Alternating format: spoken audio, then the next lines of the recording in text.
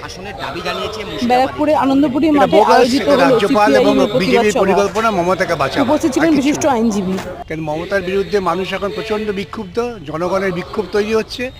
সেই সময় উনি এই একটা অবাস্তব প্রস্তাব পাঠিয়ে মমতার ইমেজ বিল্ডিংয়ের চেষ্টা করছে।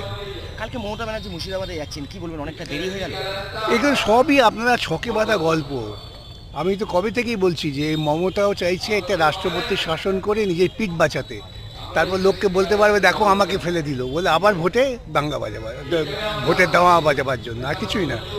তাহলে এই কারণে যে প্রস্তাবনা দিয়েছে আপনারা বলছি, যা শুনছি, এটা কোনো যুক্তিসঙ্গত কারণ না।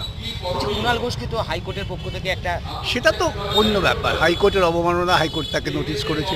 এই সামগ্রিকভাবেই তো বলছি, পশ্চিমবঙ্গের মানুষ এখন এত ক্ষেপে আছে, তার একটা প্রতিঘাত মমতা সরকারের উপর পড়তই। এখন মমতাকে বাঁচাবার জন্য এই সমস্ত প্রস্তাবনা, যাতে ও বলতে পারে বাজারে সেন্টিমেন্ট তৈরি করতে পারে আমাকে ফেলে দিল। এসএসসি একটা রিপোর্ট দিয়েছিল, সেখানে 8% মতো দেখিয়েছিল যে একেবারে অযোগ্য চাকরি প্রার্থীরা রয়েছে।